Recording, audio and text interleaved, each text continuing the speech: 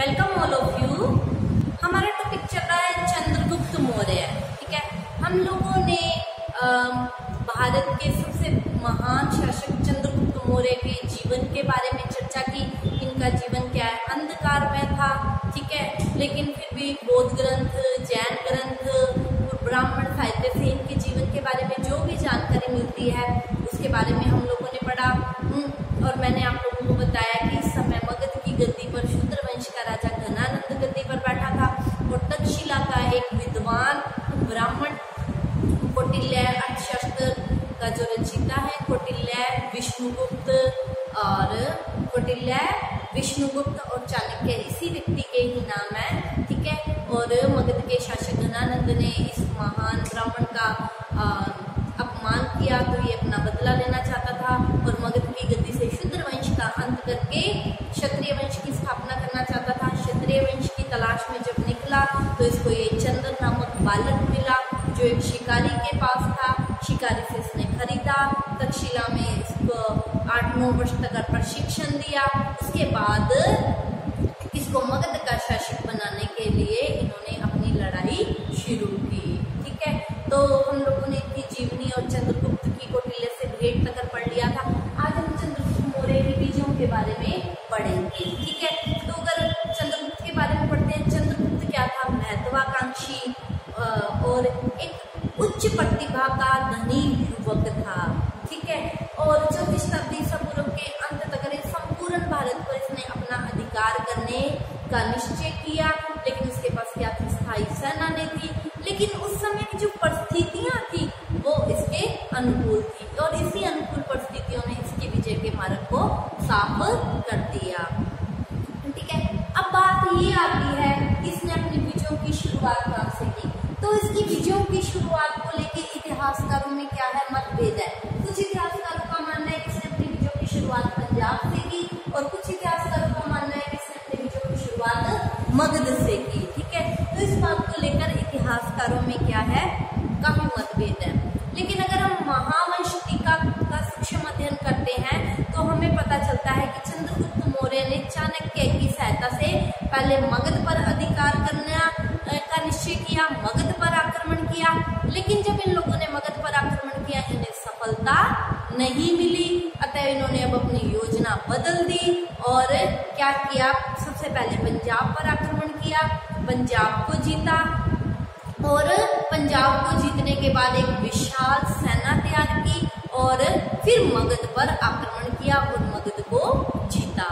इसी तरह की जानकारी हमें जैन साहित्य से भी मिलती है कि इसने पहले पंजाब को जीता और पहले चाणक्य और चंद्रगुप्त ने पहले पंजाब पर मगध पर आक्रमण किया, सफलता नहीं मिली, फिर पहले पंजाब को जीता, फिर इन्होंने मगध को जीता। मगध विजय के प्रमाण होते हैं। अब सबसे पहले हम लोगों ने पढ़ा कि पहले पंजाब को जीता, तो सबसे पहले हम इनके पंजाब विजय पर चर्चा करते हैं। तो देखो, मैंने आप लोगों को बताया कि मगध की गद्दी पर जब घनानंद बैठा हुआ था, उत्तर पश्चिम भारत पर क्या हुआ था, यूनानी शासक सिकंदर महान का आक्रमण हुआ था। तो सिकंदर जब भारत से जीत के उत्तर पश्चिम भारत को जीतकर अपने सेनापति या प्रतिनिधि फिलिप को बिठाकर बेबीलोन वापस चला गया। उसके जाते क्या किया, फिलिप का वध कर दिया गया। ठीक है, जैसे फिलिप का वध हुआ, भारतीयों के खिलाफ सिकंदर को ठोस योजना बनाता। इससे पहले 323 ईसा पूर्व में बेबीलोन में उसकी मृत्यु हो गई। जैसे सिकंदर की मृत्यु हुई, यूनानी साम्राज्य क्या हो गया, कमजोर हो गया, निर्बल हो गया। और इस कमजोरी का फायदा किसने उठाया, चंद्रगुप्त और चाणक्य ने। चंद्रगुप्त और चाणक्य दोनों ने मिलकर पंजाब से सैनिकों को सेना में भर्ती किया और जो भी राजा पंजाब के, जो भी राजा यूनानियों के खिलाफ थे, यूनानियों के विरुद्ध उनसे संधि की और इस तरह इन्होंने अपनी सेना भी तैयार कर ली पंजाब के विभिन्न भागों से और राजाओं को जो यूनानियों के विरुद्ध थे उनको भी अपने पक्ष में कर लिया। और चंद्रगुप्त ने चाणक्य की सहायता से यूनानियों पर आक्रमण कर दिया, यूनानियों को पराजित किया और पंजाब को जीत लिया और पंजाब पर चंद्रगुप्त मौर्य का अधिकार हो गया। ठीक है, अब दूसरी विजय की बात करते हैं, मगध विजय की। तो मगध विजय। देखो पंजाब पर विजय प्राप्त करने के पश्चात अब चंद्रगुप्त क्या है, मगध पर विजय प्राप्त करना चाहता था। उसने मगध पर विजय प्राप्त करने का निश्चय किया और इस समय मैं आप लोगों को बता चुकी हूँ कि मगध की गद्दी पर, मगध क्या था उस समय, उत्तरी भारत का सबसे बड़ा और सबसे शक्तिशाली राज्य था।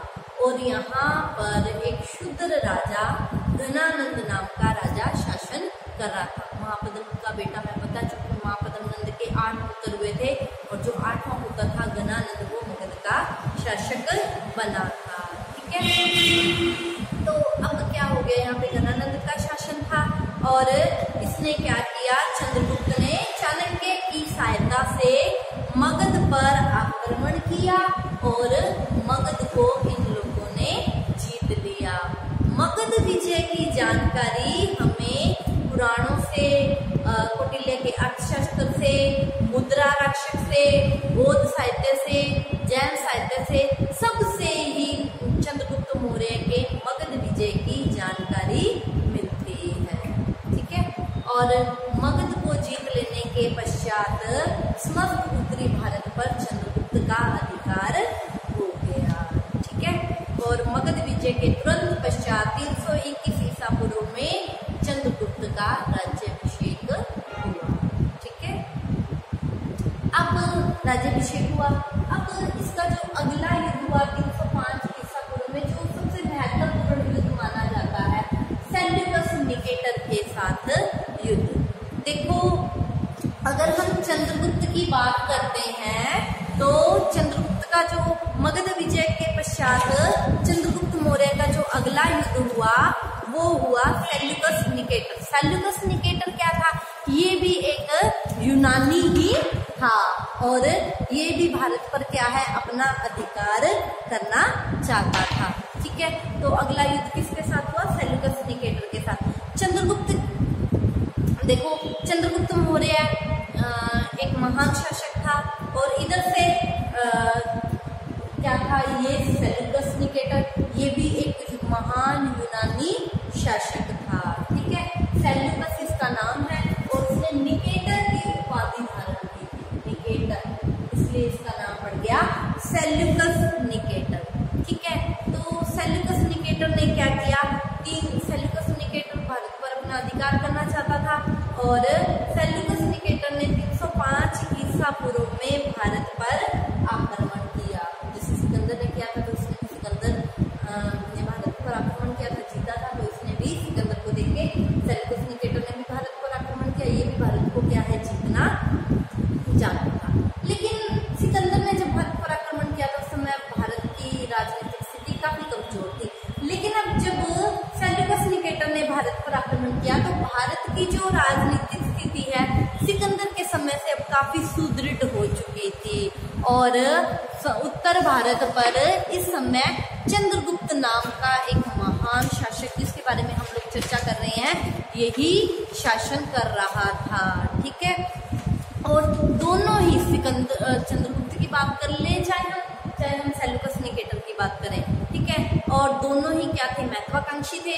चंद्रगुप्त के पास कौटिल्य जैसा महान कूटनीतिज्ञ भी था। ठीक है, अंत में दोनों में 305 ईसा पूर्व में सेल्यूकस निकेटर और चंद्रगुप्त का युद्ध हुआ। ठीक है, दोनों में युद्ध हुआ और इसमें क्या हो गया, सेल्यूकस निकेटर पराजित हो गया और चंद्रगुप्त मौर्य क्या हुआ, इस युद्ध में विजयी हो गया। ठीक है, और पराजित होने के बाद सेल्यूकस निकेटर को विवश होकर चंद्रगुप्त के साथ एक संधि करनी पड़ी। इस संधि के बारे में हम कल की क्लास में चर्चा करेंगे। आज इतना ही। Thank you all of you.